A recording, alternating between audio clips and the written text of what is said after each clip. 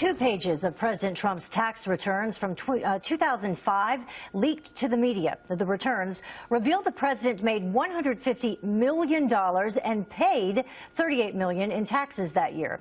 The White House calling the publishing of the returns illegal. But there's also speculation that the president himself may have leaked them. Fox News anchor and attorney Gregg Jarrett joins me now with more on that.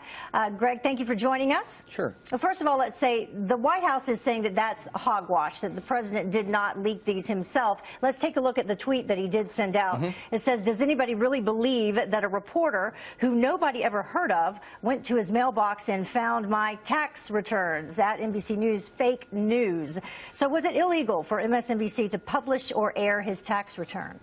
Well, technically, there is a statute on the books that says it is a felony to publish or air unauthorized tax returns. However, the Supreme Court has said, wait a minute, there's a broad First Amendment protection as long as a journalist doesn't engage in illegality in obtaining it.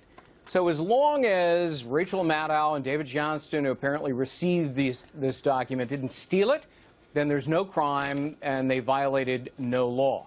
Now, Rachel Maddow, on the other hand, managed to humiliate and embarrass herself with his much hyped social media pre-show run-up and then a build-up for 20 minutes on the front end of her show, and then in the end delivered what the Washington Post described as a nothing burger. Yeah, she got slammed on Twitter for sure. So what about the person who actually leaked the tax return? Is that illegal? Absolutely. Somebody committed a crime here. There's no doubt about it. The statute is 26 U.S.C. 6103, and basically if somebody stole it through hacking or if somebody at the IRS grabbed onto it and leaked it to somebody else, that is absolutely a felony. It is punishable by several years behind bars. The Attorney General should investigate to get to the bottom of it.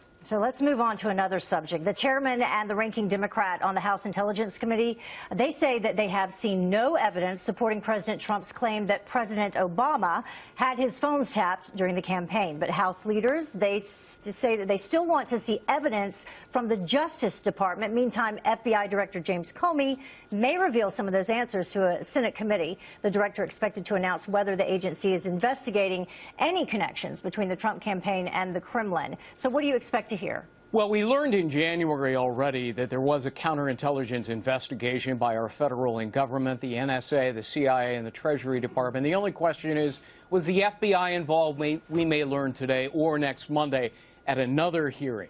The question about wiretapping actually may have been the conflation of two different subjects. Was there wiretapping or surveillance of Russian officials and agents? Well, yeah, we do that all the time. Were Trump associates heard on those surveillance or wiretaps? Well, we know the answer is at least one of them was Michael Flynn. Were others? Probably. The president seems to have conflated wiretapping and surveillance of Russians with wiretapping of the Trump Tower. So all of that needs to be sorted out. Yeah, and in today's news conference, we learned that Nunes, at least, is very concerned about what incidental collection and then the unmasking of the names.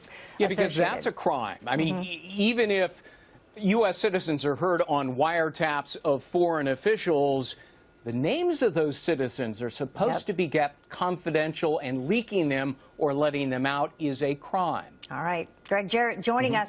Thank you. All right.